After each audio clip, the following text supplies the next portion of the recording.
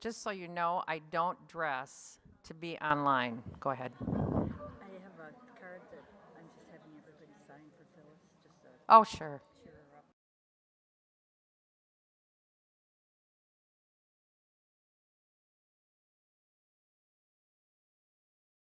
On, Leah? Okay. I guess it's 9:30. So as you're getting ready, before we pray, open your Bibles to Daniel.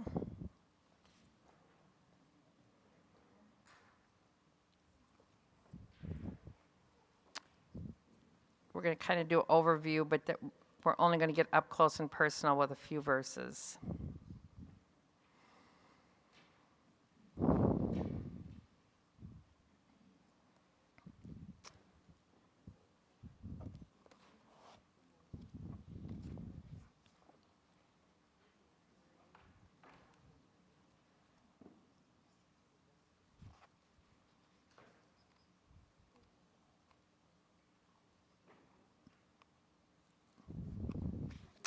Sorry, I have to get to where, um, in the book, it's page 103.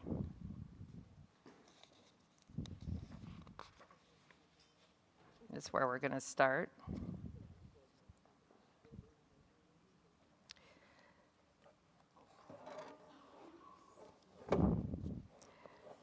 For some of you, I have taught Daniel before, you kind of know it, but it is the largest passage in the Old Testament on end time stuff. So we will look at parts of it again.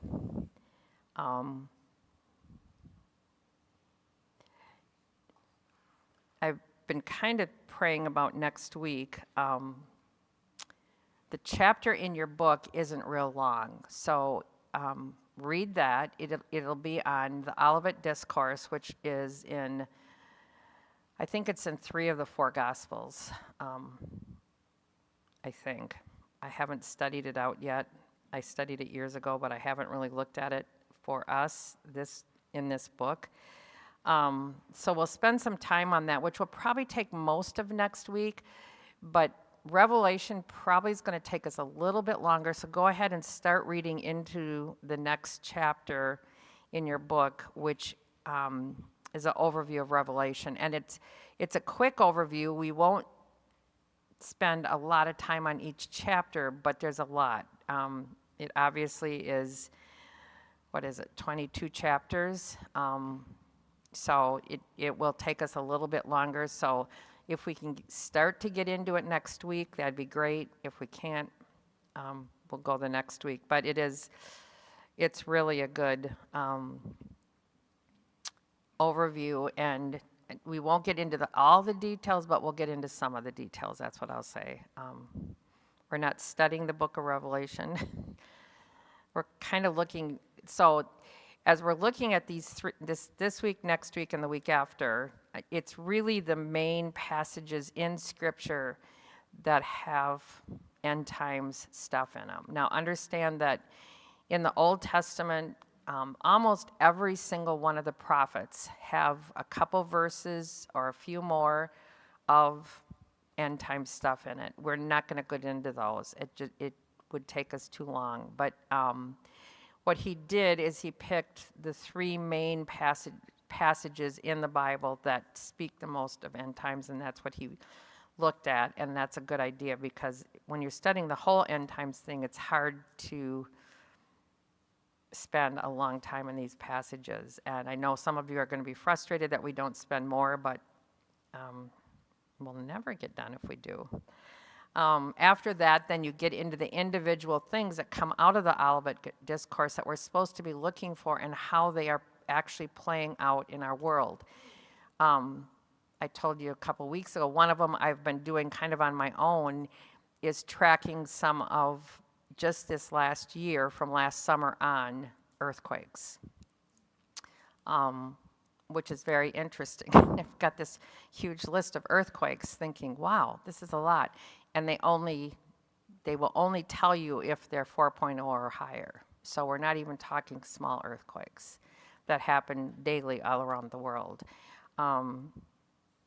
What they know is that it's becoming more and more, and people are getting upset, and so they don't talk about it. They don't want you to think about things. I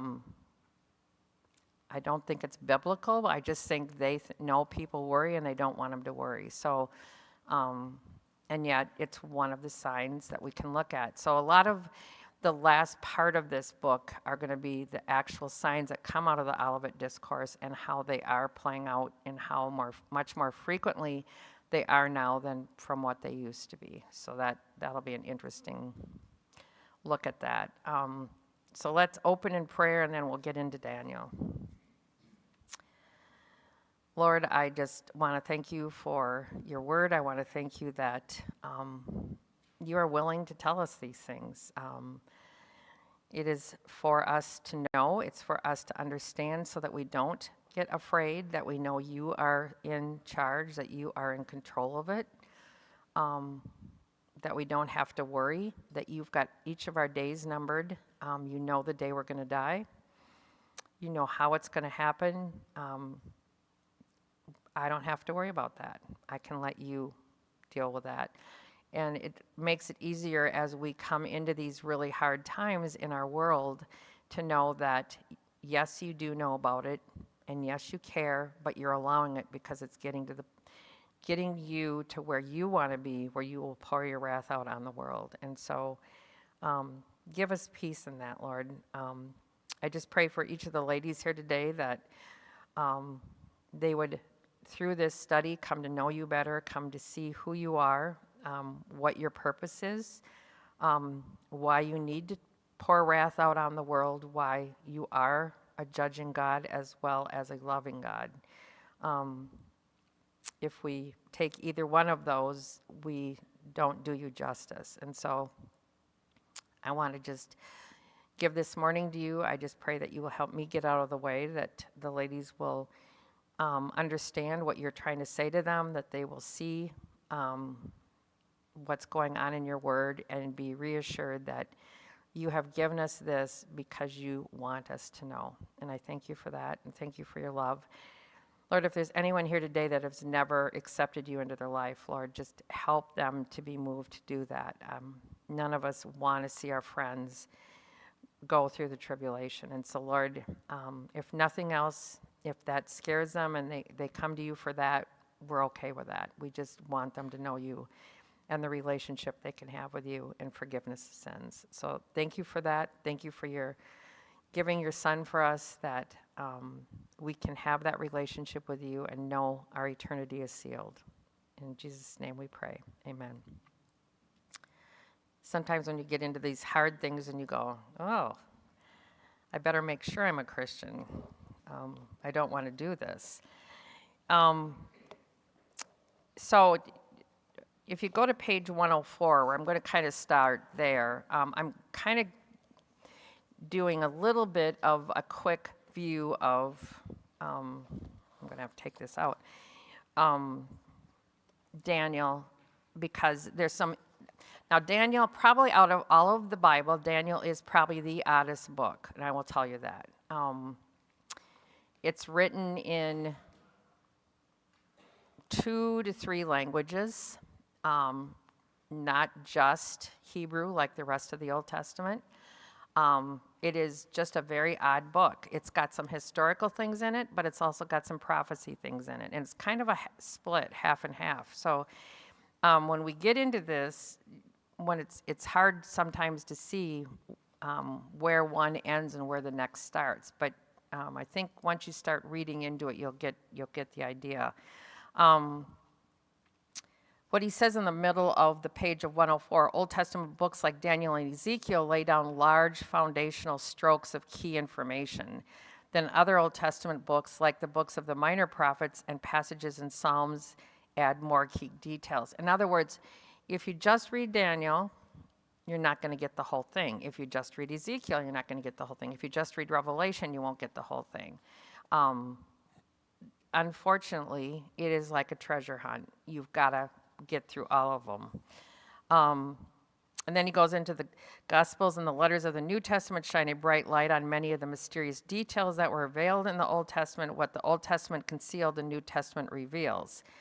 And then he goes down a couple sentences, finally, the book of Revelation rounds out our prophetic understanding, effectively tying together every key theme in the Bible in stark detail. One of the things about Daniel is a lot of the images that come out of Daniel are repeated in Revelation. So if you don't know what Daniel says, Revelation's not going to make any sense to you. That's one of the problems. That's one of the problems I see in the church today. Most of the people that I know within churches stay in the New Testament. Unfortunately, the New Testament makes no sense unless you have the foundation of the Old Testament under your belt. It is a fact. So, yeah, you need both. But most people don't do both. So if you go to top of page 105. The book of Daniel is the revelation of the Old Testament. It sets the stage for the language and symbolism used later in Revelation. We'll discover in this chapter that Daniel provides the main framework that all other scriptural end-time passages fit into. Most are familiar with the narrative sections of Daniel, the lion's den, the fiery furnace, the handwriting on the wall. They're really important historically, but they don't have much to do with the end times. So he wants us to know both. Go next paragraph down. Of the 12 chapters in Daniel, 8 of them concern prophecy, a full 2/3 of the book. Written around 537 BC, the book of Daniel accurately details the 4 successive kingdoms from the Babylonian Empire to the Roman Empire and provides a clear description of Western Europe during the time of the end. So he gives you this little chart. I'm looking to where he has, okay, go to the next page before we look at the chart. Middle of the page, where it starts certain sections, page 106. Certain sections of Daniel are not written chronologically. So you have to know that. You have to know that it's not all chronological. Instead, the book is organized into 2 sections that relate to Israel, or sections that relate to Israel and sections that relate to the Gentile nations. Interestingly, chapter 1 is written in Hebrew. Get that? That's the language chapter 1 is written in. Chapters 2 through 7 are written in Aramaic. That was the language of the day. That's where everyone could understand, the Gentile language of the day. Chapters 8 through 12 switch back to Hebrew. The language used in each section directly relates to the people group impacted by the prophecies contained in those chapters. So, one is in Hebrew because it's about Daniel being taken. So you can go back to that little chart. So if you look at chapter 1, it's basically Daniel going into captivity. And it's the whole part of where he is put in a special place. They're getting him ready to serve the king, Nebuchadnezzar, and they're supposed to eat all the foods from the king's table, and he refuses to eat meat and drink the wine, and he asks for vegetables and water. And so that whole chapter is written in. So if you're in Daniel 1, if you look at it, first 7 verses are basically how they ended up in Babylon. And then you get into verse 8 on, and it talks about how Daniel refused to defile himself with the king's food because it didn't go along with his kosher way of being brought up. Talked to the guard, got him to go along with, if they could just for a few days have vegetables and water, then check us and see if we aren't just as good as the rest. And not only were they not just as good, they were better than. So if the last verse, or verse 16 says, so the steward took away their food and the wine and were to drink and gave them vegetables. And these 4 guys basically outdid everybody else in their minds, their bodies, everything. So that whole chapter is written in Hebrew because it speaks to Hebrew living. It speaks to the Hebrews who were taken into captivity, that God had a plan. Daniel followed the plan. Daniel was blessed because of following the plan. Got it? So that is in Hebrew. Then you get to, what do you say, 2 through 7? So we'll look at just real quickly. So in your chart, chapter 2, so one of the things I'm going to tell you, we're going to look at some of the nations very quickly. We're not going to spend much time on it because I've talked about that last year, and I've talked about it enough. I think you know it. But when you get into 2, it also is the same as chapter 7. So chapter 2 and chapter 7 are talking about exactly the same thing. One is Nebuchadnezzar's dream, the other is Daniel's dream. But it's talking about the nations to come. So both those correspond.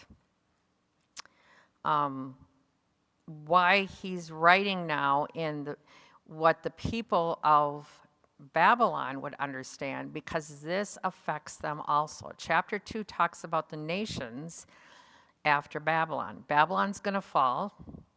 Another nation's going to come in. So you've got a lot of little details that have to do with the Gentile nations. So that's important for the Gentiles to know. So that whole chapter, you get the first part of the chapter is about the dream and that no one could answer it. The second half, starting in verse 17, you've got Daniel basically saying, I can do it, give me one night. Goes home, asks his friends to pray. They all pray, they fast and pray and ask God. The prayer is in there, what they ask him, to give them wisdom, to have understanding, that he could give them the deep and hidden things. It's the point is only God knows, but he's willing to share it because I'm asking him. And it will save Daniel and his friends' lives, because if they didn't answer what the dream was, all of the wise men, including them, were going to die. So that's chapter 2. So then you get to verse 31, and he interprets the dream, and we'll come back later. We'll flip back and forth between chapter 7 and chapter 2. You get to the end of that, and basically Daniel's promoted. The king loves him. The king thinks he's great. The king realizes he's got a God he talks to that is all-knowing, and that is a good thing to have in the kingdom, and so Daniel gets promoted. Next chapter, you get Nebuchadnezzar kind of goes crazy again. He builds the statue that he wants everyone to worship, and the 3 friends of Daniel, who also came from Israel, refuse to bow. So they are thrown into a fiery furnace. Most of you read that when you were kids, knew that story. But the point is, they didn't die. In fact, if you get to the very end of the chapter, it's really interesting. It is what Shadrach, Meshach, and Abednego say in verse 17 is, we're not going to bow. If our God, the God we serve, wants to deliver us, he will, and if he doesn't, it's okay. We're still not going to bow. And so the king ends up having them thrown in, and then you drop down to verses 24. The king is astonished because they're not dying. He can see into the furnace. And then verse 25, but I see 4 men unbound walking in the midst of the fire, and they are not hurt, and the appearance of the 4th is like the son of the gods. Whenever you hear that phrase, the son of the gods, or the angel of the Lord, most theologians believe those are the pre-incarnate Christ. So Christ is standing with these 3 guys in the fiery furnace, walking around with them, talking to them. He's with them. And when the king calls them out of the furnace, 3 guys come out, the 4th is gone. No longer needed. He's goes back to where he was. But it's a great picture of Christ. And so whenever you hear those words, that's a pre-incarnate Christ. And even Nebuchadnezzar figured that one out. Chapter 4 is really weird. Chapter 4, in your little book, it says, a dream of the tree and Daniel's interpretation. Basically, chapter 4 is about Nebuchadnezzar, that he's going to be like a tree that is shading everything in the garden, and all the birds are there. But then at some point, he gets proud and he's sent out into the wilderness area where he becomes like an animal, like his fingernails are like claws, his hair like feathers, he eats grass. I mean, he literally is crazy. And he does that until he admits he was wrong. And at that point, from the dream and from what really happens, he is allowed to come back into his kingdom and rule until the end. I'll be honest, when you study Daniel 4, I think Nebuchadnezzar is probably in heaven. One, God doesn't generally allow non-believers, non-God followers to write chapters of the Bible. If you can think of one, I can't. He wrote that whole chapter himself. That's his self chapter.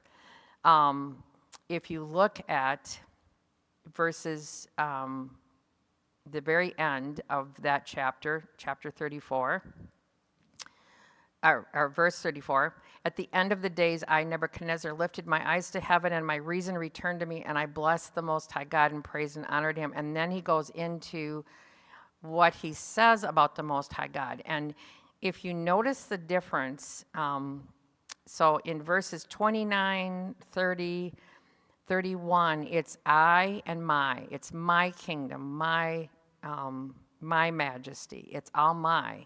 In these verses, if you notice and underline, it's his dominion, his kingdom, his will. He does what he wants. He's talking about God. So Nebuchadnezzar goes from an unbeliever to a believer. It's not me and I, it's his and him. And so that's a really good sign that he gets it.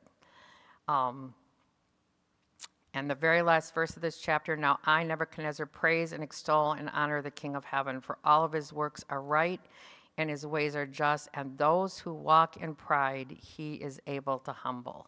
What happened to Nebuchadnezzar? He was humbled. What happens to us before we're saved? We realize we're sinners, we're humbled, we repent and turn to God. That's what this guy did. So it's just interesting how even a high king of a very large country under God's thumb can be humbled and come to know him, which is a pretty good story. Chapter 5 is a changing of the guard. It's basically one of Nebuchadnezzar's, they think it's his grandson. It's not his son. It's his grandson, probably, what most believe. I haven't really got into it that deeply. But he's having a feast, and he's using all the things that they took from the temple in Jerusalem to drink and eat out of with all of his wives and all of the people. And basically, there's handwriting on the wall, and it's your day is done tonight. The kingdom's going to be overthrown. That's the turning of the first. As we get into the kingdoms, it goes from Babylonian to the Medes and Persians. That's where it happens in chapter 5. Chapter 6 is another well-known chapter. It is basically Daniel, who is serving under Darius, who is part of the Medes and Persians, and he makes Darius is talked into by a bunch of his wise men to make a decree that no one can worship any god but him for so many days. And of course, Daniel still does what Daniel's going to do. He goes to his house, he prays to his God facing Jerusalem. And so even though Darius doesn't want to because he likes Daniel, he has to throw him into this lion's den. And it's kind of a good chapter in that if you read it, the king is distressed that he has to do this to Daniel. And he says, there's no way I can get out of it. That's the way the laws. If I write a law, I have to have it obeyed. I can't turn it over. So he says, the king, go down to verse 30 or 16. I'm sorry. The king commanded, and Daniel was brought and cast into the den of lions. The king declared to Daniel, "May your God, whom you serve, continually deliver you." Puts a stone over it. He goes back to his palace. He spends the night fasting. He doesn't want any diversions, no women, no stories told. He doesn't sleep all night. He paces the room. You can imagine what it's like. The break of day, he runs out. And if you look at what he says in verse 20, "O Daniel, servant of the living God, has your God, whom you serve continually, been able to deliver you from the lions?" I would have made a much shorter sentence, but he wanted to include everything. And Daniel said, "O king, live forever. My God sent his angel and shut the lions' mouths, and they have not harmed me, because I was found blameless before him, and also before you, O king. I have done no harm." And the king is very glad, takes him out, and basically throws all of those guys that talked him into the rule about, worshiping him, throws them into the lion's den and their families, and they are killed even before they hit the ground, because the lions were that hungry. Yet they weren't for Daniel. They must have great taste. I don't know. But, and again, if you look at what Darius writes after this, verse 26, "I make a decree that in all my royal dominion, people are to tremble and fear before the God of Daniel, for he is the living God, enduring forever. His kingdom shall never be destroyed, and his dominion shall be to the end."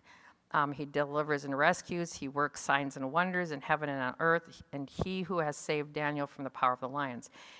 Darius also, a Mede and a Persian who worshiped a lot of other gods, realizes that Daniel's worshiping the one true God, which is very interesting. When I tell you not to worry about who you vote for and if they win or not, now you see, it's in Scripture. God can do what he wants to do, and he will. Believe me, nothing gets done or not done that he doesn't want done or not done.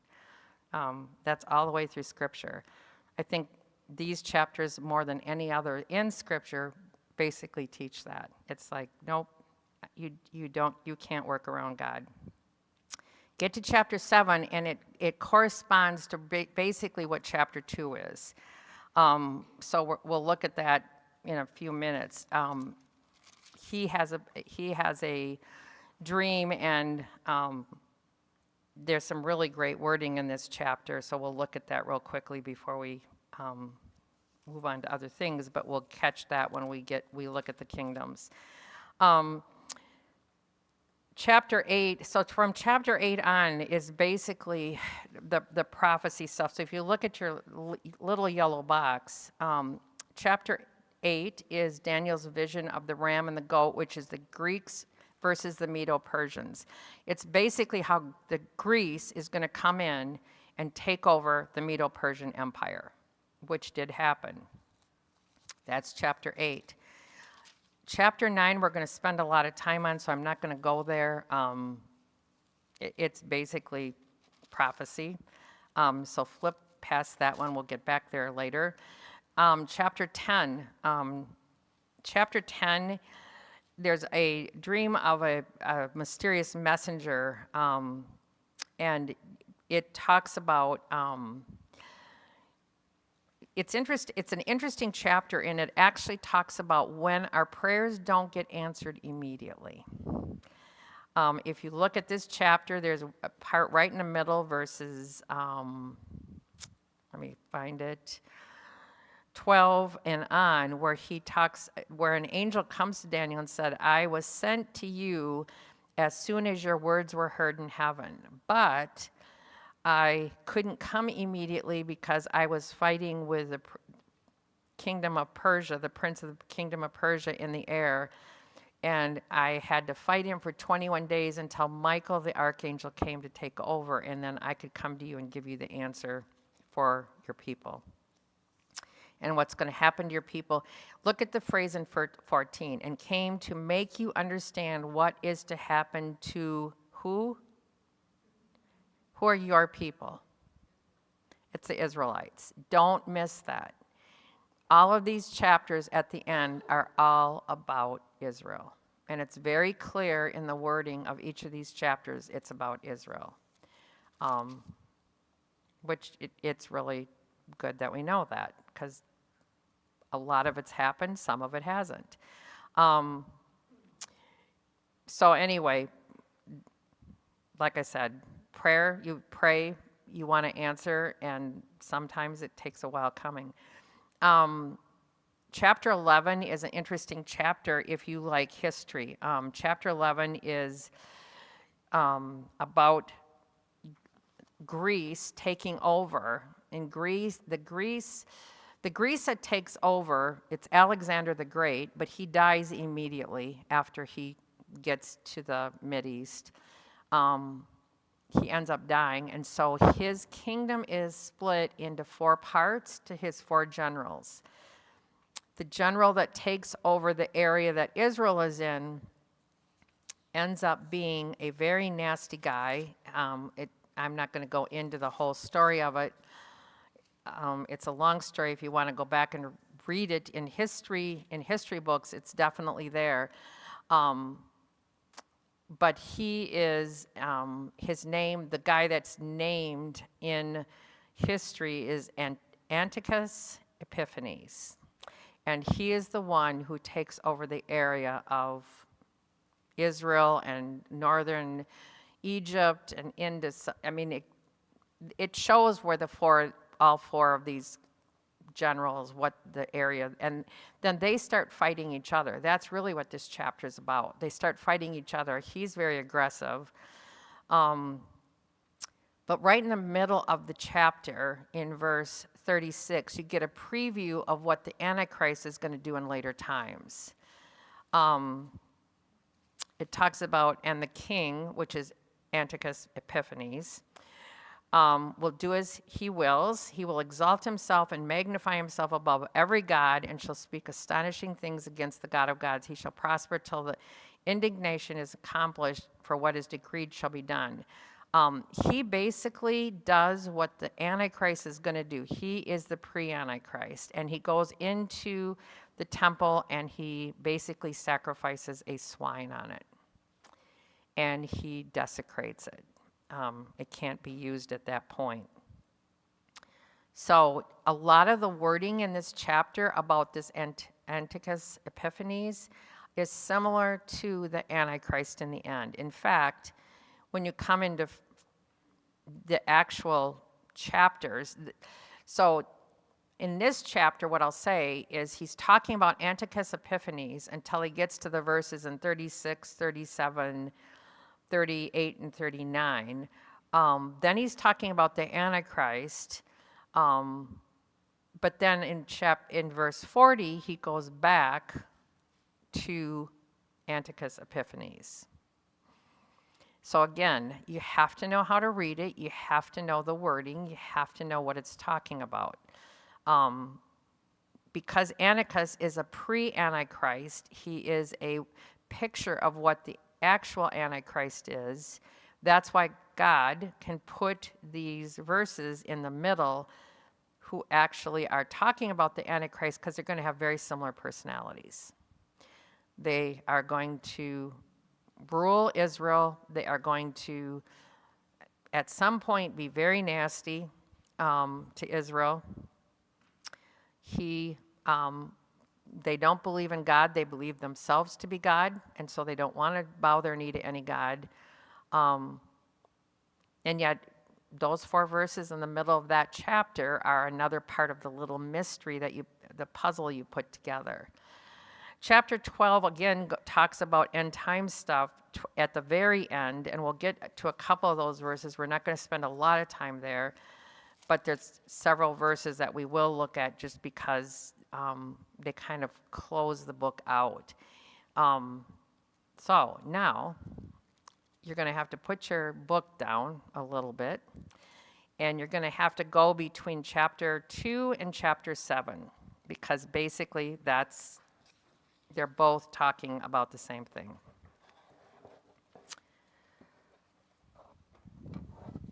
Any questions on the overview of Daniel?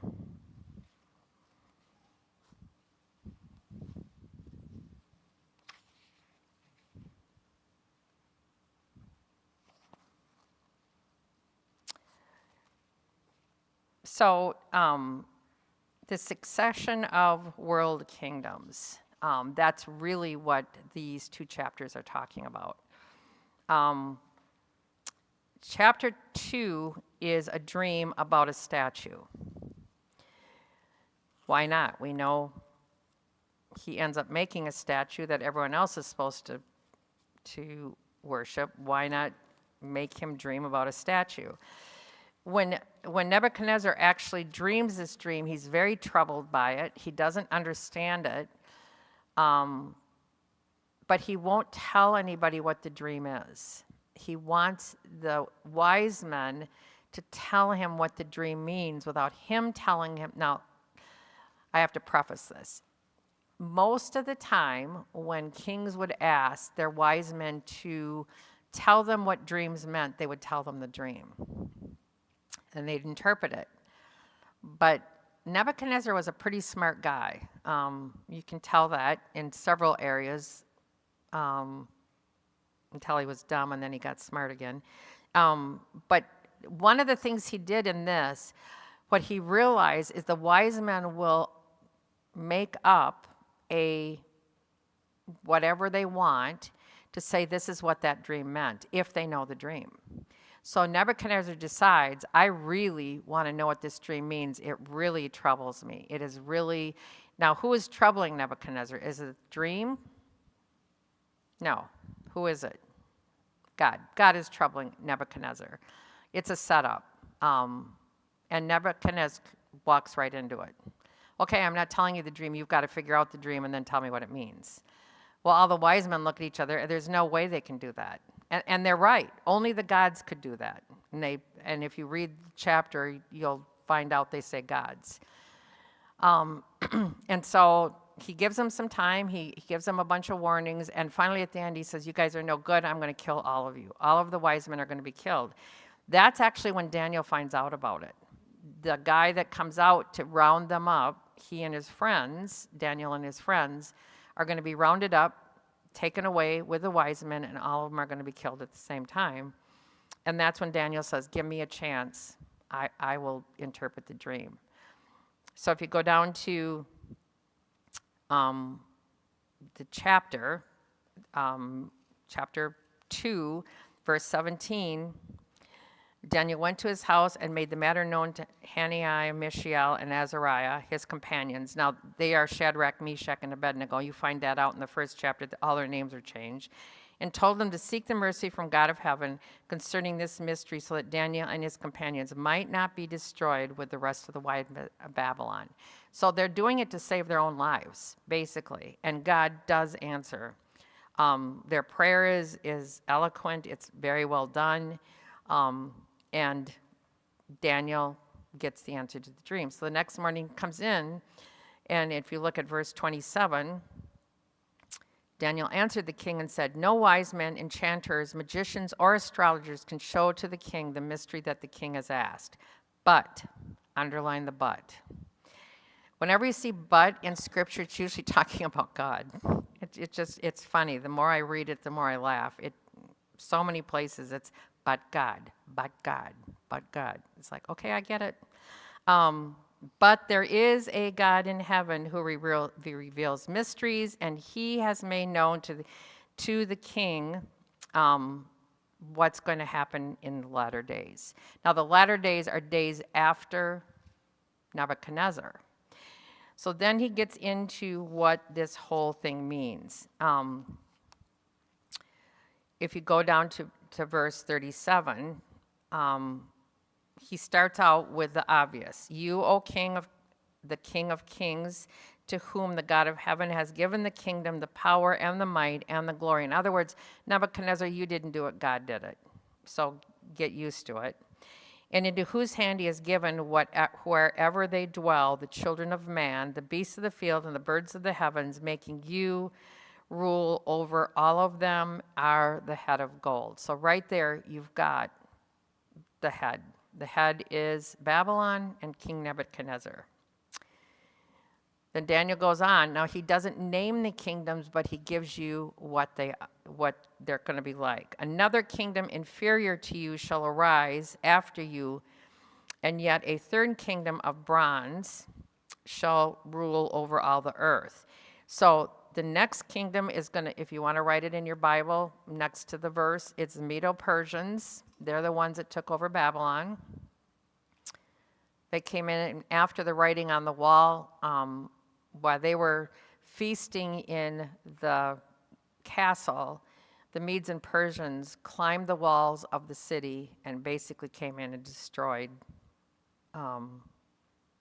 It wasn't Nebuchadnezzar at that point, it was his grandson, but basically took over from them. They became the next rulers. And then the bronze kingdom is Greece, which shall rule over all the earth. So we know that as that bronze kingdom. And then there will be a fourth kingdom, strong as iron, because iron breaks to pieces and shatters all things. And like the iron that crushes it, it shall break and crush all these. That's Rome. That's the Roman Empire that was in charge in the time of Christ. They started years before that. They actually took over in, I don't know, something BC. But they were still ruling a long time. And then you get to this last group in verse 41. And as you saw, the feet and toes, partly of potter's clay, which if you know anything about potter's clay is very brittle. It breaks very easily. And iron. So it's going to be the iron mixed with soft clay, and they will mix together in a marriage, but it will not hold together just as iron does not mix with clay. And in the days of those kings, now there's multiple kings in this one, in the last group, the God of heaven will set up a kingdom that shall never be destroyed, nor shall the kingdom be left to another people. It shall break in pieces all these kingdoms and shall bring them to an end, and it shall stand forever. Just as you saw that a stone was cut from the mountain by no human hand, and that it broke in pieces the iron, the bronze, the clay, the silver, and the gold, a great God has made known to the king what shall be after this. The dream is certain, and its interpretation sure. So the God of heaven will set up a kingdom. The kingdom just before that with the 10 toes, that's the 10 kingdoms of the United Roman Empire that will be in the very end times. We haven't seen it yet. We've seen it start. A lot believe that the European, I don't know what they even call themselves now, it started as one thing and has now become something else. But there's basically 10 to 12 nations that are in unity together in Europe that are kind of standing together, and it's out of that this group is going to come out of. What he's talking about the very end here, though, is that God is only going to let them rule for a short amount of time before he himself, God, the rock, the stone, and he's called that in other places. So know that this is not the only place in Scripture he's called that. In fact, I think it's Isaiah, the stone the builders rejected. That's Christ. That's the Messiah. Same here. Same guy. He's going to come up, kill this 10 group, these toes. He's going to smash them to bits. The whole statue at that point is going to fall, and he is going to rule, and his kingdom will never end. That's when you're going to the 1,000-year reign and then into eternity. It'll never be ruled by anyone else at that point. At the end of the 7 years, when Christ sets foot on earth and sets up his kingdom, it will never be taken away from him. It will stand. That's what this whole thing is talking about. Now flip to chapter 7 real quick.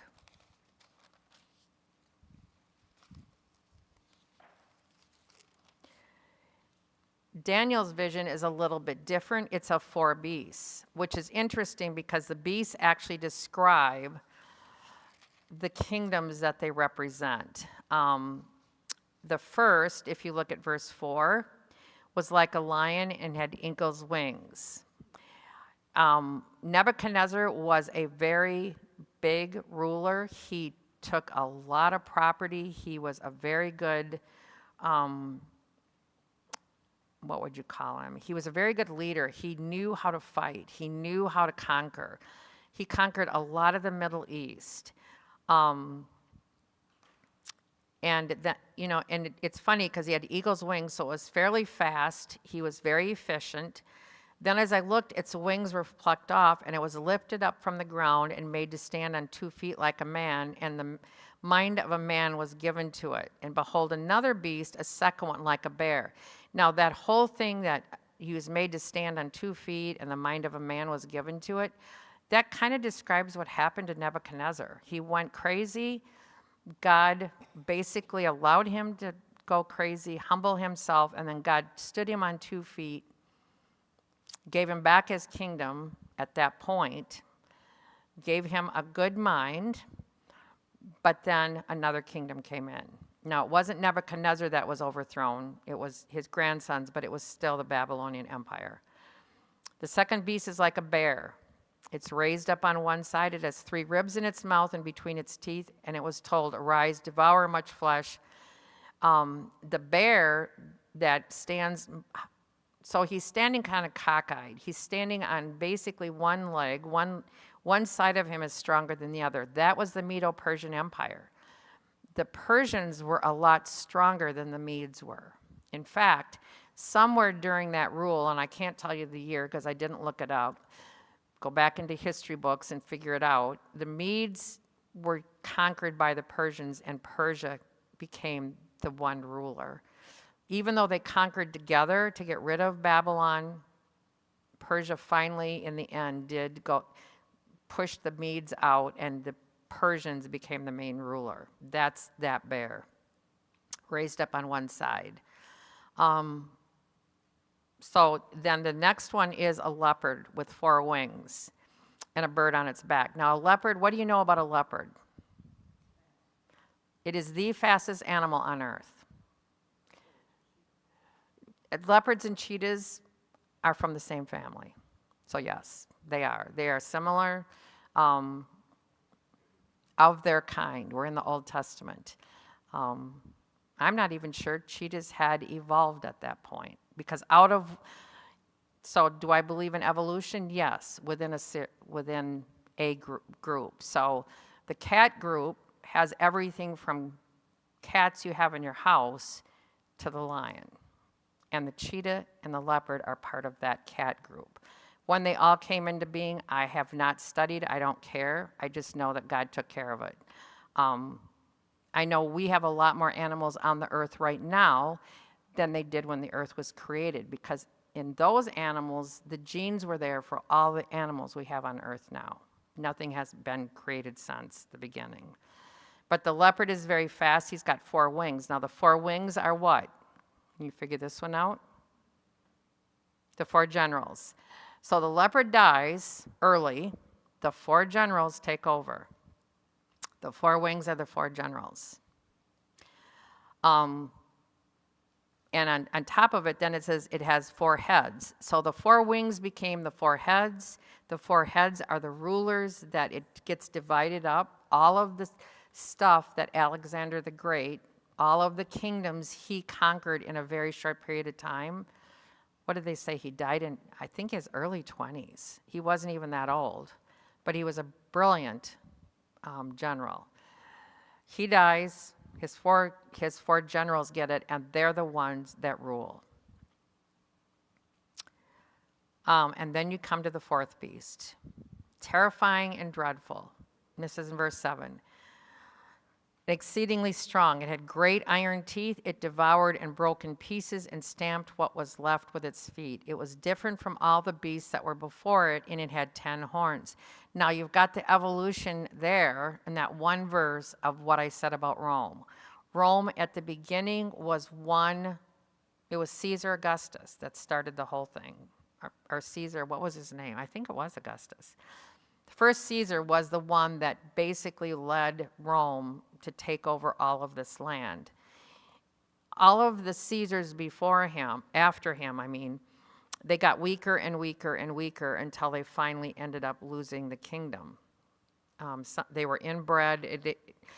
If you've ever read a book, I think I have one at home, on the Caesars, by about the third and fourth one, they are literally crazy.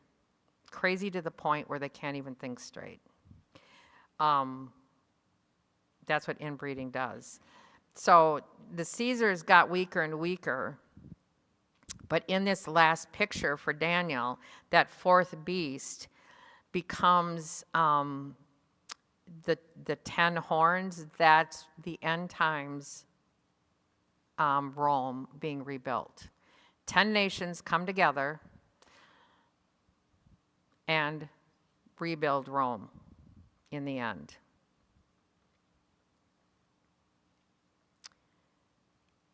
And then he says, I considered the horns, and behold, there came up among them another horn, a little one. That's the Antichrist. If you want to know the passage that corresponds to that, Revelation 13. So that picture of that little horn coming up is also repeated in Revelation 13. Before which 3 of the 4 first horns were plucked up by the roots, and behold, in this horn were eyes like eyes of man, and a mouth speaking great things. That is, in essence, from the beginning where Babylon conquered Israel all the way to the end of the end of the end. You've got all of the kingdoms. Now we're in the time between Rome and the 10. So we can look back and say, Daniel, God was spot on in every single kingdom and how they conquered. Every single one came into being. We haven't seen the 10 yet, but we will. Maybe not us, but everybody else will. The rest of this chapter, if you've never read the rest of this chapter, the rest of this chapter is awe-inspiring. I will say that. Some of my favorite words are in here. The Ancient of Days, in verse 9. Thrones were placed, and the Ancient of Days took his seat. Who's the Ancient of Days? God the Father. Yep. He's eternal. He's everlasting. He is God. Now, that's right after we've talked about the Antichrist, the horn. Got that? He's just told Daniel about what's going to happen. Now he's reassuring Daniel, which I love. The Ancient of Days took his seat. So he's a judge, and he's going to judge at the end of the 7 years. Got that? At the end of that 10 kingdom, the toes, the iron and the clay smashed, before he makes his kingdom, he is going to judge. And that's what he's telling him.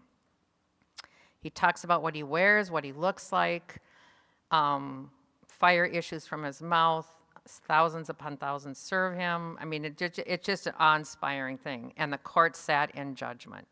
That's when all the books are taken out. That's one of the times all the books are taken out. And then he talks about, again, he goes back to the horn. I looked then because the sound of the great words that the horn was speaking, and the beast was killed and its body destroyed and given over to be burned with fire. That's Satan going into hell, along with his Antichrist. But then you get into this next little part, and you get some different wording. And then Daniel's still dreaming. I saw in the night visions, and behold, with clouds of heaven there came one like the Son of Man. Who's that? Jesus, absolutely. Mark 14, 6 through 65 say those very words. One like the Son of Man. And he came to the Ancient of Days and was presented before him. So you've got God the Father and Christ. And to him, the Son of Man, was given glory, dominion, kingdom, that all nations, peoples, and languages should serve him.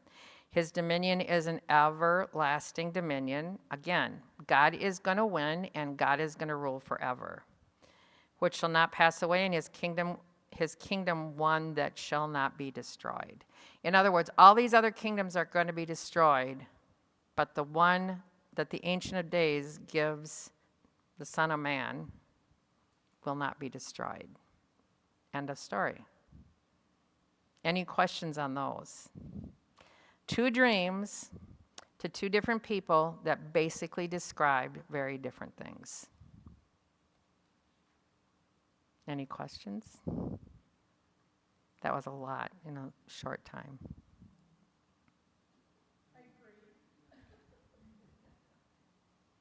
Did you get it? We sit at it's funny because I've always thought we sit at a really good time because we can look back and know that those kingdoms followed one right after another, after another, after another until you get to Rome. And they all ruled Israel. That's one of the things you have to know. That's why this dream is being given to Daniel. All these kingdoms from Babylon on are going to rule Israel. Medes and Persians, Greeks, Rome, all of them. Okay, Judy has a question, but we need to get a mic. Okay.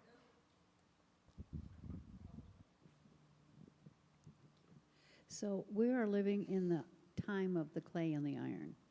No, We're not in the feet yet? nope, we're prior to. We're not in Rome. Isn't the iron part of Rome? Yep, And we're part of that? nope, we're not. Where are we then in this We're between Rome and Rome. Is Rome ruling right now? no. No. So the 10 toes aren't ruling yet. The 10 toes haven't come together. It started, Okay. yes, Europe is starting to come together. With Their the 10. kingdoms, they're starting to pull together. They have probably for the past 15 years. Whenever they started with the money thing where they were all going to use the same money, which they've gone off of now, that's kind of the start of it, but it definitely has not coalesced into a kingdom. They are all individual kingdoms at this point. So no, we are not in the toes. The toes won't come until the end times, until we're ready to go into the 7 years. Okay. What? We're the ankle, they said. So are we, so the iron, the clay, the last of that statue is just before the rapture? Or just after. Or just after? Okay. Yeah. So we're really close to that. Well, the thing about it is, so go back to the mountain peak idea. When you go out to the mountains and you look, you're starting to drive into Colorado, all the mountains look like they're very close together. Then you start driving up into the mountains and you realize there's several hundred miles of mountains, north and south, east and west.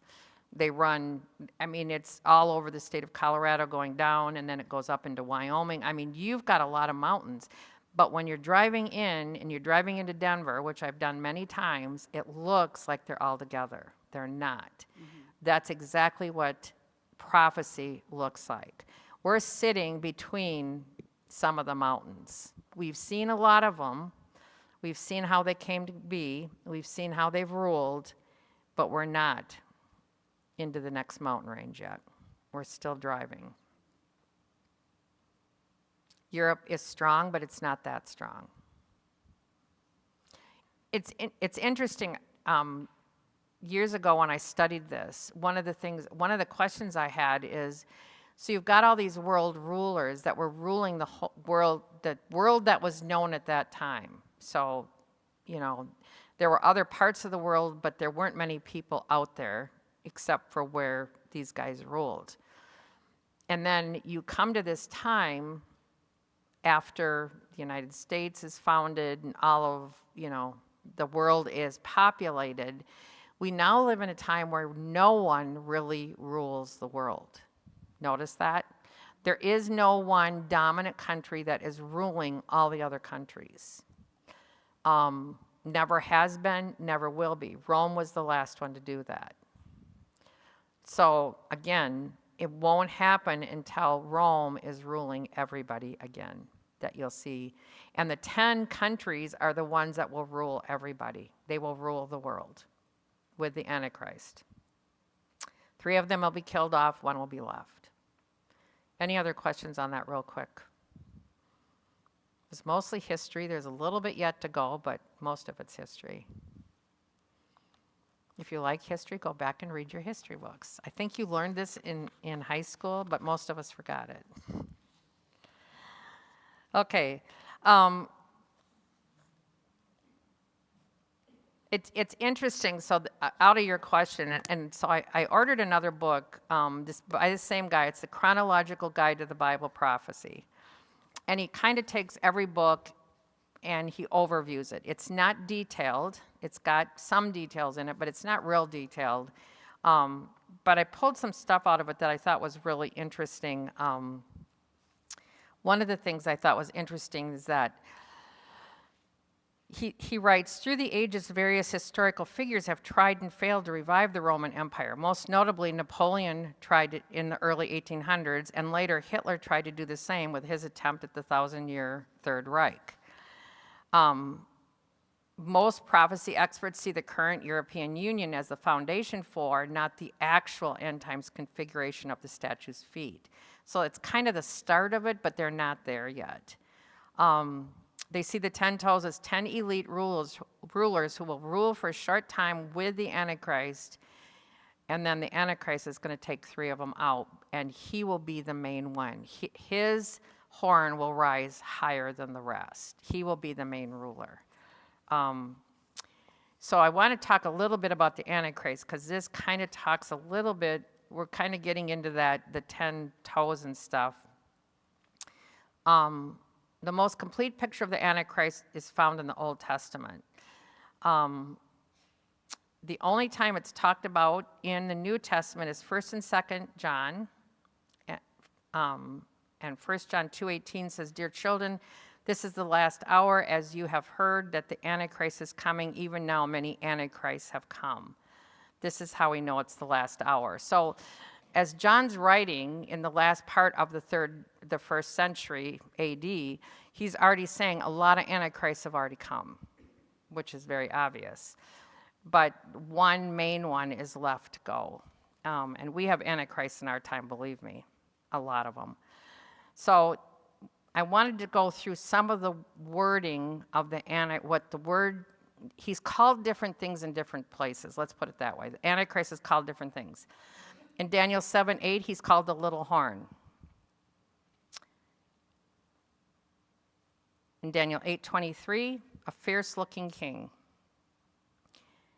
He's also called a master of intrigue in that same verse. Matthew 9:26, the ruler who will come. Daniel 11:21, a contemptible person. What a great name. Zechariah 11:16, a shepherd who will not care.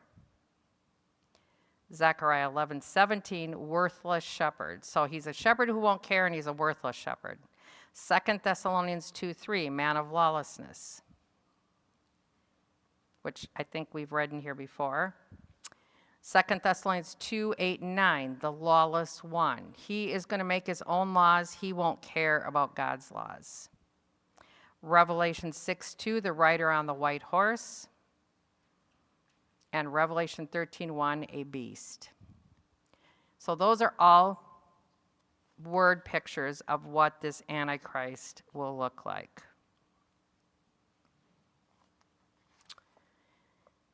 So now, go to Daniel chapter 9.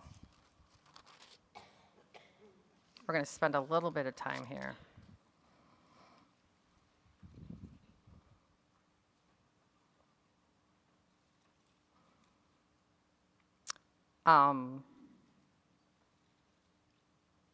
There's so many interesting things in Daniel that we're not covering that are already historical.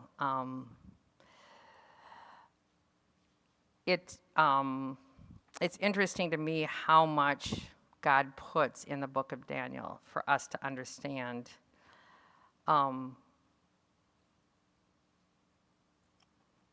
what happened and what will happen.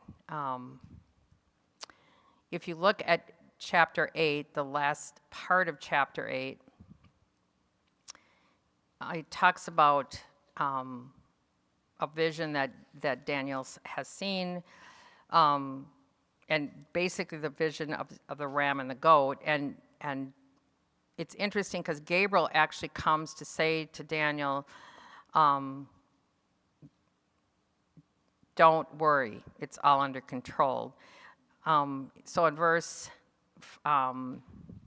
18, Daniel fell into a deep sleep with his face to the ground, and Gabriel touched him and made him stand up. And he said, behold, I will make known to you what shall be the latter end of the indignation, for it refers to the appointed time of the end. As for the ram that you saw with the 2 horns, these are the kings of the Medes and Persians. So he actually gives them the names here.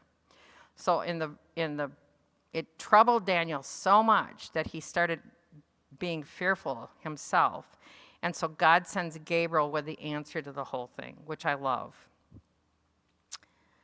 And the goat is the king of Greece, and the great horn between his eyes is the first king.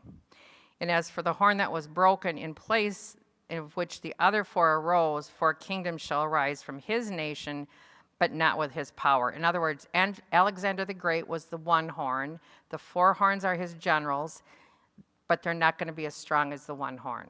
And they weren't. They were kind of powerless without their leader.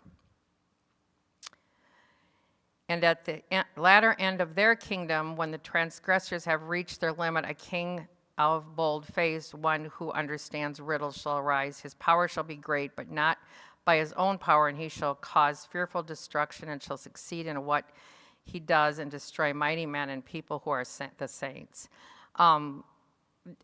That can be the end time stuff, but it can also be Rome. Rome is the persecutor of the early Christian church, big time. If you look at verse 27, this is how Daniel responded, which I love. I love the fact that God gives us the response of Daniel. And Daniel was overcome and lay sick for some days. Then I rose and went about the king's business, but I was appalled by the visions and did not understand it. Daniel it scares him to death. And Daniel was a strong believer in God. And yet even with that, he realizes what's to come for his people. So then you get to chapter 9, and I'm not going to spend a lot of time in the beginning of it, but there's one verse I do want you to see. I, Daniel, in verse 2, perceived in the books the number of years that according to the word of the Lord, Jeremiah the prophet, must pass before the end of the desolation of Jerusalem, namely 70 years.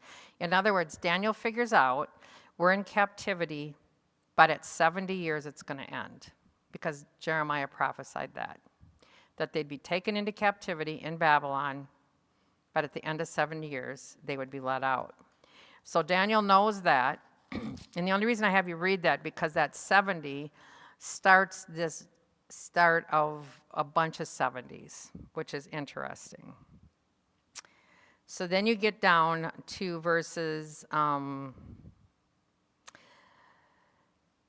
in kind of 20, it says, when I was speaking and praying and confessing my sin and the sin of my people Israel, Gabriel, whom I had seen in the vision, the first came to me in a swift flight, time of the evening sacrifice. He made me understand, O Daniel, I have now come to give you insight and understanding. And basically he's going to tell him what's going to happen with Israel. At the beginning of your pleas for mercy, a word went out, and I have come to tell you, for you are greatly loved. Therefore, consider the word and understand the vision. And so now we start the ones that really talk about the end of the end for Israel. Now, I want you to look at the wording, and you probably should write something here so you remember this. 70 weeks are decreed about your people and your holy city to finish the transgression, to put to end sin, and to atone for iniquity, to bring in everlasting righteousness, to seal both vision and prophet, and to anoint a most holy place. So if you look at that, those words, who are the people? Israel. Write that down. Your people, your holy city, which is what? Jerusalem. Write that down.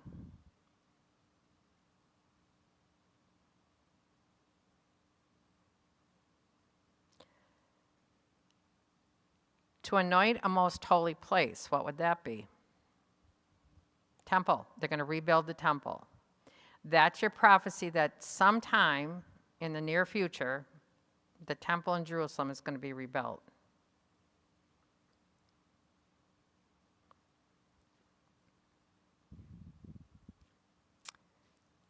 When all of that happens, and I love the wording, I like the progression in that verse where it says, to finish the transgressions, because that's what Israel's been doing since they went into the land. They've been sinning. To put an end to sin, and to atone for iniquity, which we know he already did, and to bring an everlasting righteousness, to seal both vision and prophet, and to anoint a most holy place. In other words, at the end of this stuff, everything will be done. It'll all be completed.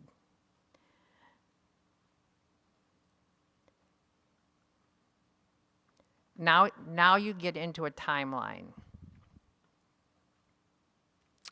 So when you go back to the 70 weeks, we're going to find out, and I think it's just in these next verses. The 70 weeks ends up to be 70 sevens. So I'll read it out of here because it seems to make better sense when he says it than when I say it. The most sweeping prophecy of Daniel is the 70 weeks of years, found in chapter 9. He says the 77s are decreed for your people and your holy city, and I just read that. And so what he kind of helps you understand that at the beginning of Daniel 9, we find Daniel studying Bible prophecy based on prophecies in Jeremiah. Daniel understood that the Jewish captivity in Babylon was to last 70 years. In response to Daniel fasting and praying, he prays.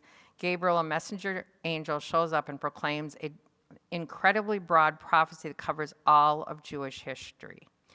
The context of Daniel praying about the 70 years of captivity gives us the first hint that the 77s is referring to 7 of years. In other words, 70 sets of 7 years. The accuracy of those years in the fulfillment of prophecy, which we will look at below, confirms this is exactly what Gabriel meant. The full time frame in view here is 490 years, using the Jewish 360-day lunar calendar that was in place at the time of this prophecy was given. So we're at 365 days a year. They were at 360 because they went with a lunar calendar. It wasn't until Rome took over that we got basically the Roman calendar. So what he's saying is there's 70 sets of 7, which is confusing, but it is there. Now he starts, where this all starts playing out is in the next verse. Note therefore and understand that from the going out of the word to restore and rebuild Jerusalem to the coming of the Anointed One, a prince, there shall be 7 weeks. So that he's talking about Christ there. Now let this guy tell you how it works out. Notice the 77s are decreed and planned for Daniel's people and their holy city. And this prophecy is fixed, it is exact, and it's unchangeable. Daniel was Jewish. The holy city of the Jewish people was in Jerusalem, and the prophecy is specific for the Jewish people. So he says the prophecy also stated the exact time frame for the arrival of Jesus' first coming. And that's what this last verse I just read to you told you. It foretold that there will be 69 sets of 7s, or 483 years on the Jewish calendar between the call to restore and rebuild Jerusalem and the arrival of the Anointed One.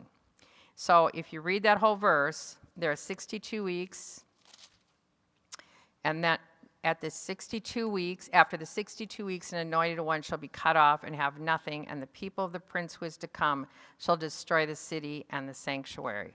So there's several things going on here, so we know from, and this is where the timing starts. We know from Nehemiah 2, 1-8, at 445 BC, King Artaxerxes allowed Nehemiah to go rebuild Jerusalem, beginning with the walls around the city. Nehemiah tells us this happened in the month of Nisan in the 20th year of Artaxerxes. Long story short, we can identify this exact date based on historical and archaeological records. Fast forward 483 years, and this brings us to the spring of AD 32, the time of Jesus' triumphal entry into the Jerusalem on Palm Sunday. If the scribes and Pharisees would have gone back to Daniel and done the math, they could have figured out when their Messiah would be walking into Jerusalem. They didn't. So that happened. That's already done.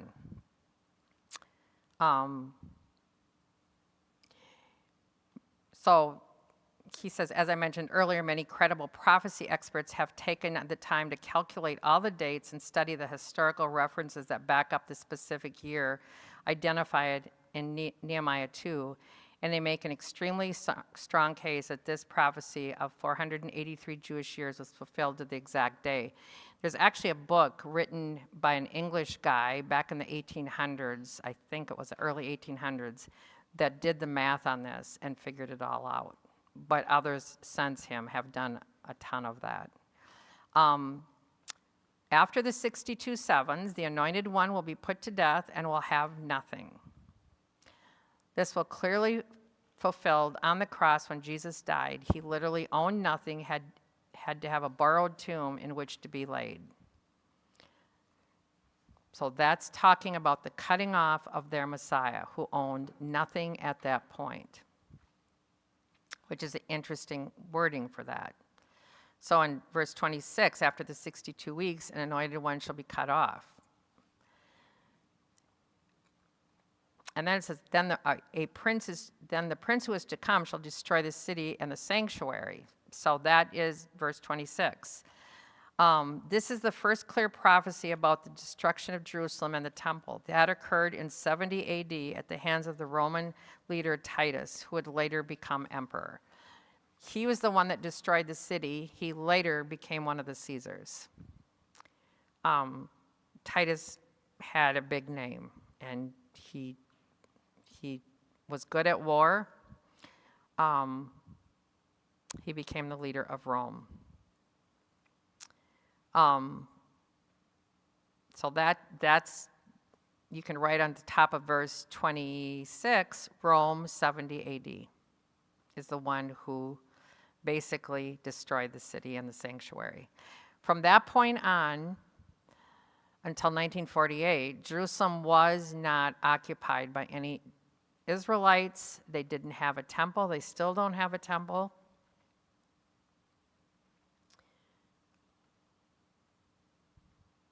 Then we get to the end. I have to find out where I was reading so I don't read the same thing again. Okay. We find another mountain peak prophecy in Daniel 9 with a mysterious gap between verses 26 and 27. This gap is where the church age fits in. So for those of you who are wondering, that's where we are now. The gap between 26 and 27. Notice that in this sequence of the prophecy, we are told that the sanctuary, the temple, will be destroyed. Then in the very next verse, we read that, among other things, the Antichrist will defile the temple. For the Antichrist to be able to do that means the temple must be rebuilt. This tells us there is a gap between the destruction of one temple and the rebuilding another during the end times, which will be defiled by the Antichrist. We learn here that the Antichrist will confirm a covenant for the final set of 7 years of this prophecy, and that he will break the covenant at the midpoint of the 7 years. So if you look at 26 and 27, it talks about destroying the city and the sanctuary. Its end shall come with a flood, and to the end there shall be at war. Desolations are decreed. Israel's been at war pretty much ever since. Even when they went back into the land, people have hated Israel. And this is where the wording changes. And he shall make a strong covenant with the many for 1 week, which is 7 years. And for half the week he shall put an end to sacrifice and offering. And somewhere in that mid-time, he will stop all the sacrifices. And on the wing of abomination shall come one who makes desolate until the decreed end is poured out on the desolator. And basically, it's the Antichrist is going to end sacrifices, and at that point, he's going to desecrate the temple just like Antiochus Epiphanes did. Not with a swine, but with himself. He's going to set himself up in the temple to be worshipped. That comes halfway through that last week of 7 years.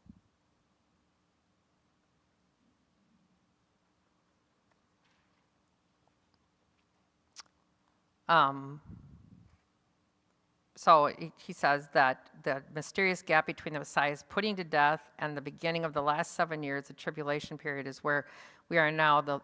We are living in the gap between 26 and 27, but when the Antichrist confirms the 7-year covenant with Israel, the final week of Daniel's 70-week prophecy will begin, and the clock will resume ticking toward the end of the 490 years seen in Daniel 9, 24 through 27.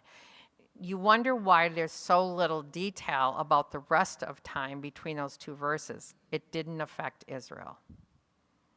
God was not telling Daniel what the rest of the world was going to be doing or like. He's telling him what Israel was going to have to encounter. That's the difference. So whenever you read stuff like that and you go, I have no idea what they're talking about, it takes time to figure it out. So we're at just before 11. So there's a couple other passages I think we should look at, because I think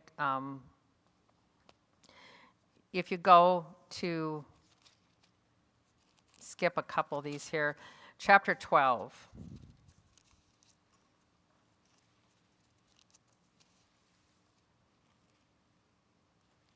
If you've got a study Bible, you might have, mine has a whole map laid out, or it's a, I don't even know what you call it. It looks like a family tree. It's not a family tree, it's the rulers.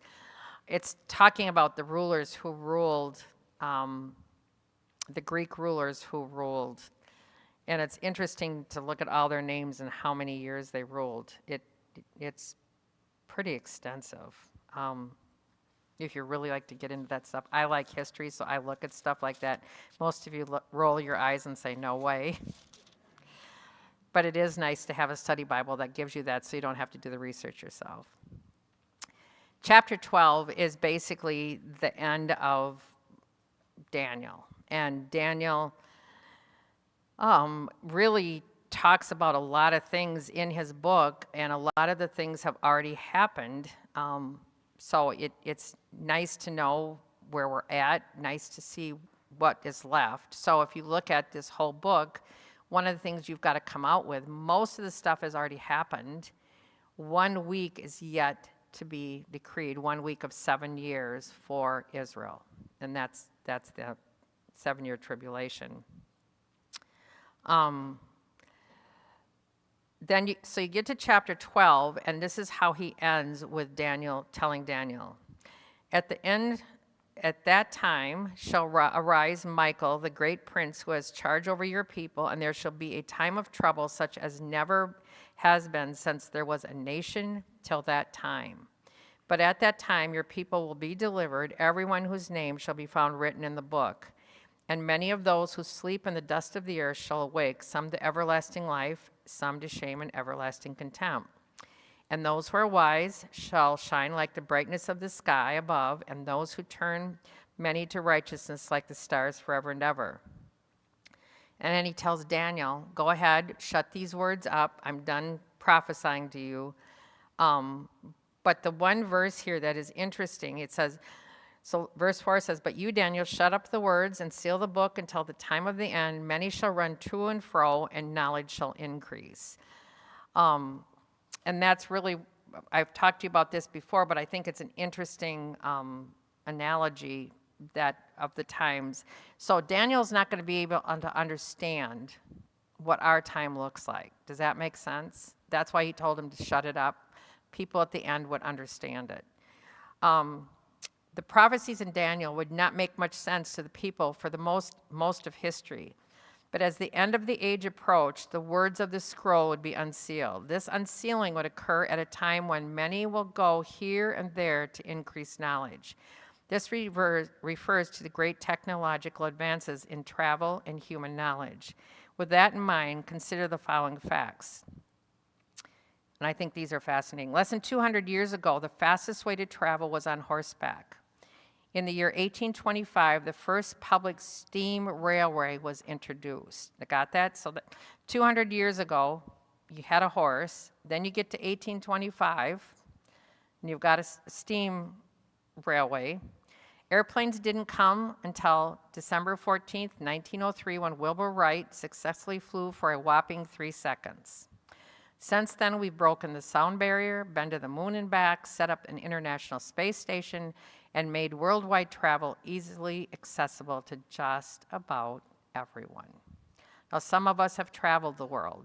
Lori's in Thailand right now. It's easy to hop on a plane and get to wherever you're going within 24 hours. It's pretty amazing. So that's the speed of how we travel. We are running to and fro constantly. If you've ever looked up, and I did years ago and I haven't done it for a while, look up online how many flights a day there are in the world. You will be blown away. Just in the United States alone, it blew me away.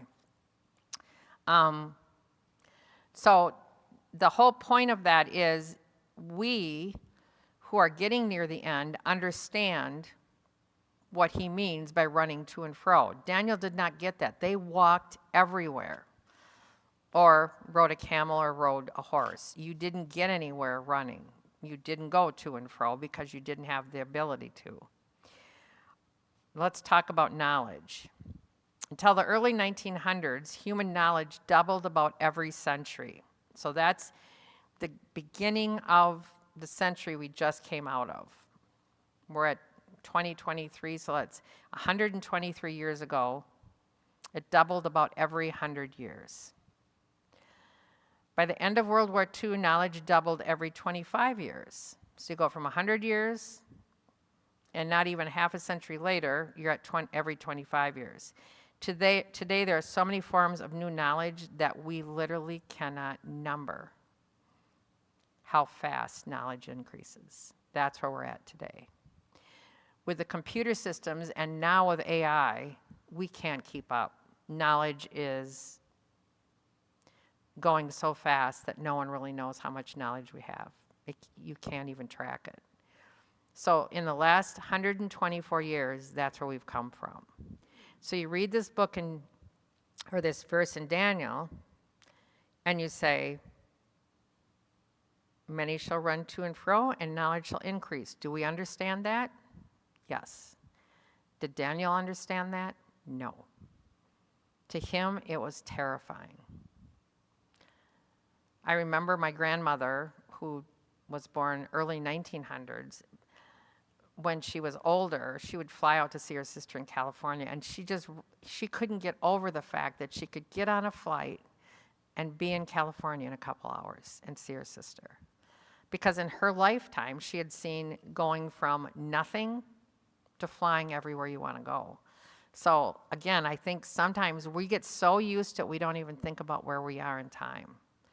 But if you look at this verse, that's why we can open up these prophecies and understand what it looks like, because we're living in the time he's talking about. It makes sense. Now, a lot of this will make more sense as we get into some of the other passages we're going to go to. But any questions just on Daniel? We got done a little bit early, so if you've got questions, I don't know that I can answer them, but you can ask.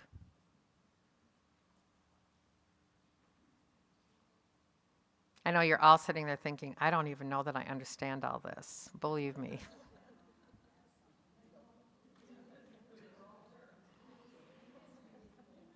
I'm not a math person. That's what I'll say. So I don't get math. I don't do math. So for me to sit there and try to do the math to when... Wait till you get the mic.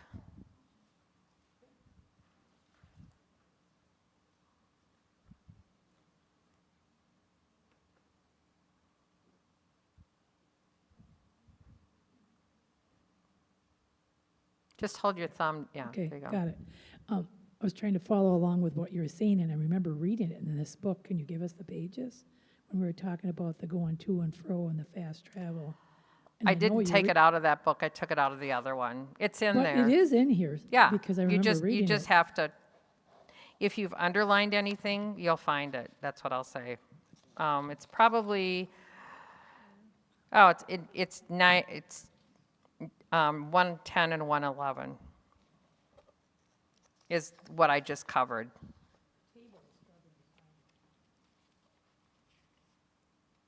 So if you look at page 112, that's a good place to look. He's got the chart laid out for you on that yellow part of where we are. And this is about the 70 weeks. So again, the clock started ticking when Nehemiah was told to go back and rebuild his city and his temple. That's where it started. And then it ended with Messiah. So it's like if switch was flipped at Nehemiah going back to build Jerusalem, and then it was flipped off again with the Jews when the Messiah went back to heaven. Because at 70 AD, the Jews then were basically ousted out of Israel, and they went into all the world. Remember, we studied that in other parts of this passage. Not in Daniel. But that was the time where they were literally strewn all over the world. We're not at the 70th week yet. So we're in that little paragraph time of the church age or the gap, however you want to say it. God is working right now more through the church. Yes, he's saving some Jews. They absolutely are Messianic Jews.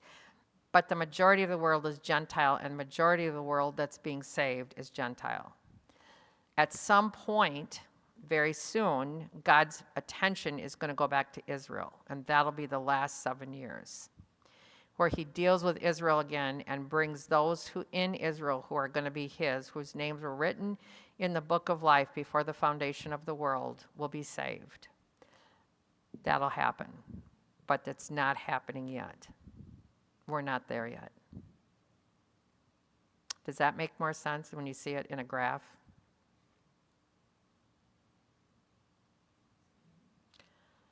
And he does a good job of well, you've got a book for that. I mean, that's actually why I chose this book, so that you can, when someone asks you a question, where we are in time, what do you believe about that?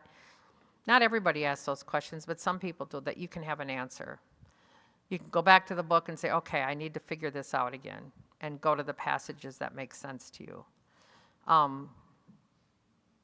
There's nothing that says you have to retain every single year, but what you need to know is prophecy was prophesied, and every single piece of it up to where we are now has come true. Did Rome rule? Absolutely. Did the Medes and Persians rule? Absolutely. Did Greece rule? Absolutely.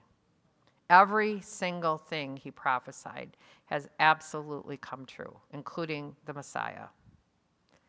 So that predicts how much you believe will come in the future. So the stuff that hasn't happened yet, you can be 100% certain it will happen. You don't know when. You don't need to know when. Just need to know what will happen and be prepared for it. Anyone else? I know that was a lot to cover in one day.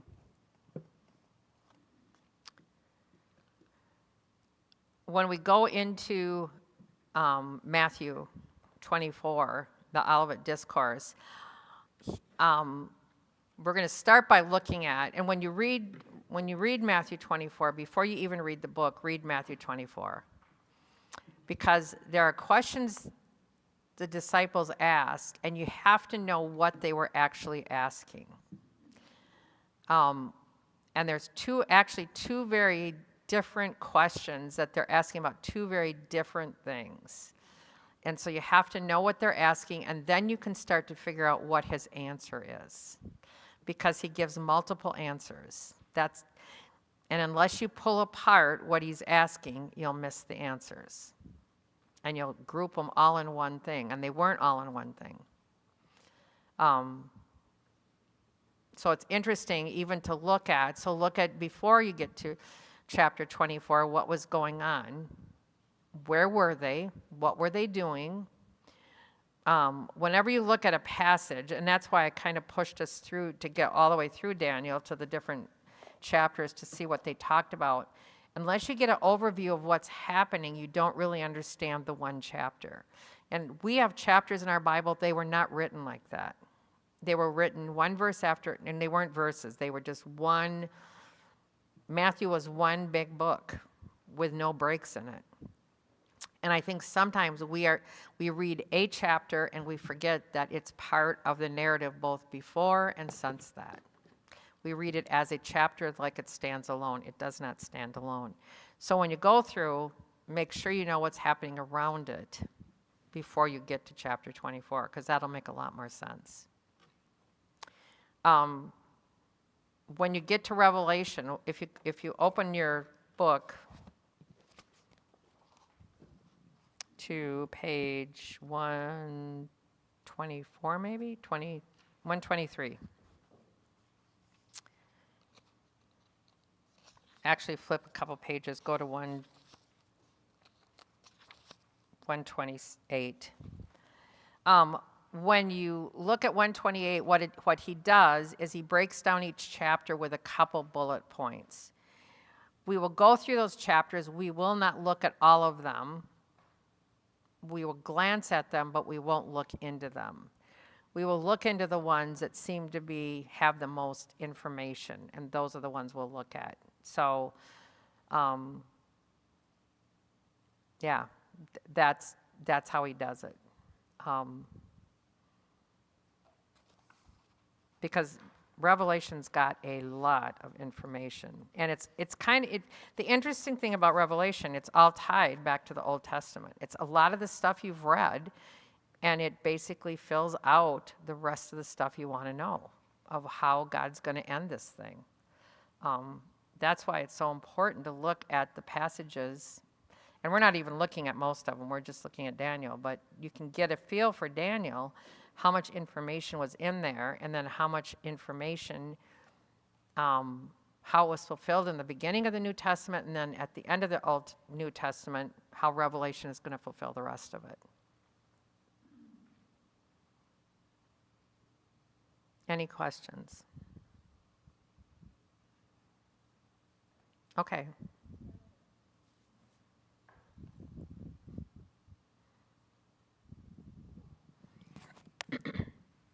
Yeah, I have a question about when we were talking about the Antichrist and the different names. One of them was the rider on a white horse. Don't we see Jesus coming back on the white horse? Mm-hmm. So how is it that we see Satan as Antichrist too on it? Okay, if you actually want that answer, it's in Revelation. So like Revelation 19:11. Nope. That's Christ. Where the Antichrist comes in is, I think it's in chapter 6.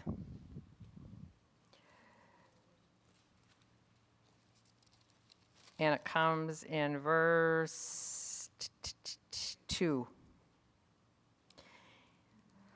So it's part of the seals. It's the very first seal. So it's the very first thing that God unseals in heaven to let loose. And I looked, and behold, a white horse, and its rider had a bow and a crown, and it was given to him, and he came out conquering and to conquer. That's the Antichrist. He's going to be let loose on the world, and he is going to conquer and conquer and conquer until he has all of it, which the arrow and the bow tells you it's probably going to be through war. When you get to those 10 horns and 3 of them are taken out, how does that happen? It's not going to be supernatural. It's going to be, he's going to kill them. He's going to literally take them out.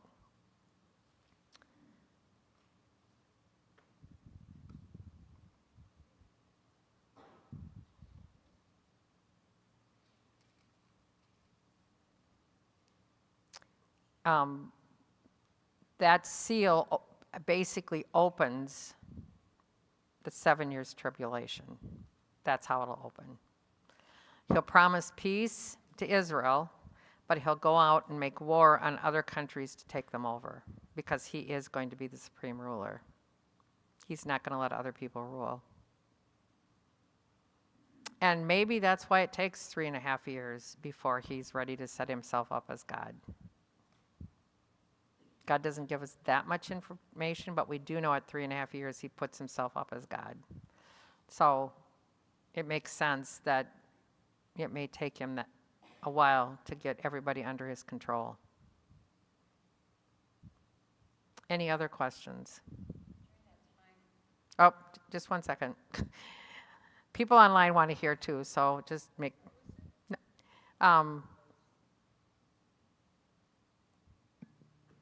I didn't see your hand, I heard it, so I always have to...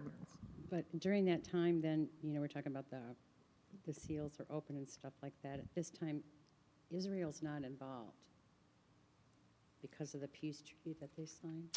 Whereas Israel... They're not fighting, but they're in the land, and they will be part of the... the thing about Israel, and we'll talk about this when we get to Revelation. One of the things I talked to my sister about yesterday is Israel. So if you've looked at what has happened since October 8th, on October 8th when the Palestinians came in and basically killed over 1,000 Israelis in barbaric ways, they're horrible ways, and then took a couple hundred of them. A lot of them are dead, but some of them they think are still alive, and have hidden them in the tunnels. They don't know how many are still alive. From that October until sometime right before Christmas, the world flipped. Everybody was okay with Israel. They felt bad for Israel. They were angry at the Palestinians. And then when Israel went after the Palestinians, the world flipped. If you look at the world now, nobody stands with Israel. We kind of do, but we've backed off a lot. Now, I did just hear yesterday that Biden is going to send more weapons to Israel because they need more weapons. But they're fighting an absolute horrific war. I mean, they're going into these tunnels trying to find, they found a few that have been dead and buried down there of the refugees that were taken. But it's a horrible, and the sad thing is these tunnels are under 2 hospitals, mainly. That's where they were dug. And so when the world gets mad at Israel because they're fighting in these hospitals, they don't have a choice, because that's where the leadership of Palestine has made the tunnels. If you keep up on what's going on over there, you kind of just shake your head. So the anti-Semitism in the world, including the U.S., has risen like 200% since that time. Now, it doesn't, if you really think about it logically, you go, why? They're doing what they have to do to keep their land, to keep their people safe. Any of our countries would do the same. I know Brazil's new president just said something totally anti-Semitic yesterday, I think it was, horrific.